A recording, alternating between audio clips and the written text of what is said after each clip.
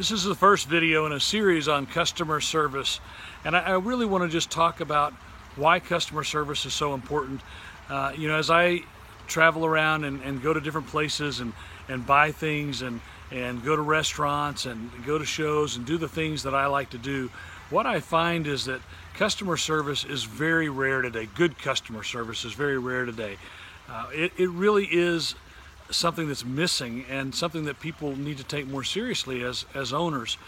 As an owner of a company or as a general manager or as a manager or an employee of the company, it should be so important to us to serve the customer in a way that stands out above and beyond others. You know, it's hard today in the business world to distinguish yourself, to set yourself apart, to show what's different. The products in so many cases are the same. When you look at industries like the car business, where cars are great cars, most cars in general are pretty good cars, and so setting yourself apart a lot of times is not by the product. There are some times where the product is better or there's loyalty to a product, but so many times that customer service, the feeling that the customer has when they leave our establishment, is the thing that's going to bring them back or cause them to be a long-term customer.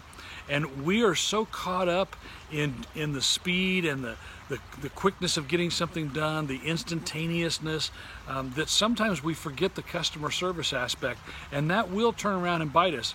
I look at some companies, there are companies out there who are very speed driven, very quality driven, and they still provide great customer service. And we've got to find that balance to be able to do that.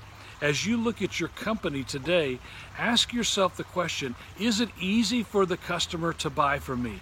Is it good? Is it something that they enjoy buying from me? Does a customer want to come to my place of business to buy something? Or would they rather do it online because they don't have any reason to come into my store or my place of business? In my business, I want people to come in. Obviously, if they want to order online, that's great, but otherwise, we want them to come in and have that experience to get to know people, to see that we know their name, to recognize them, those type of things, because that sets us apart. Sometimes when the product doesn't set us apart, our customer service has to.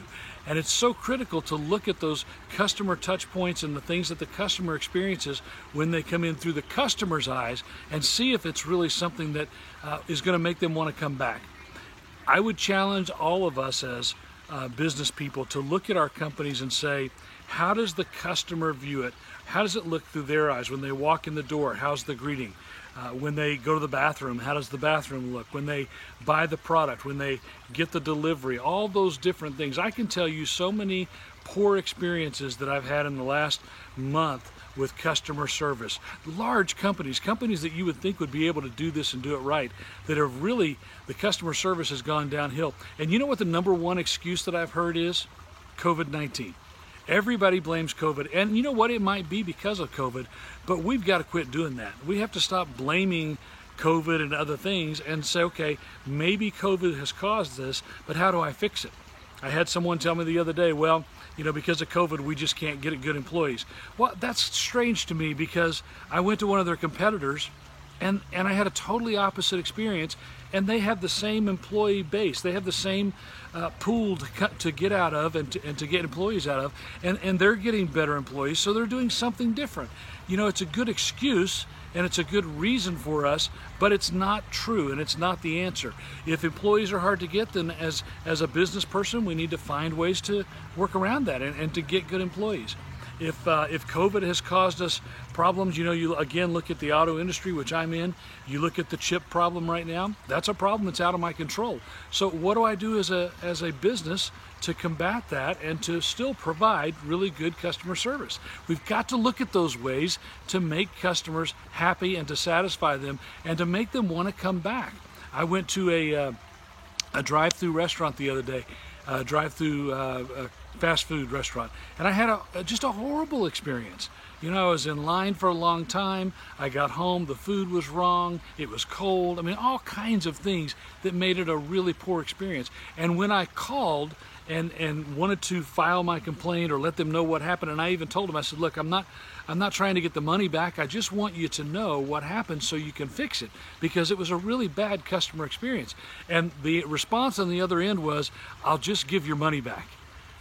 Well, that is our answer to everything. That's the easy answer is, okay, I'll refund your money. The harder answer is, how do I fix it? How do I make it better? And I want to challenge you, encourage you, and myself included, to look at our businesses and say, how do we make this customer experience better? How do we step it up a notch? How do we make our customers recognize that we love them, we care about them, we want them to come into our place of business, and we want them to be long-term customers? We're going to do a series, probably 5 or 6 of these videos, and we're actually going to talk about some ways to do that.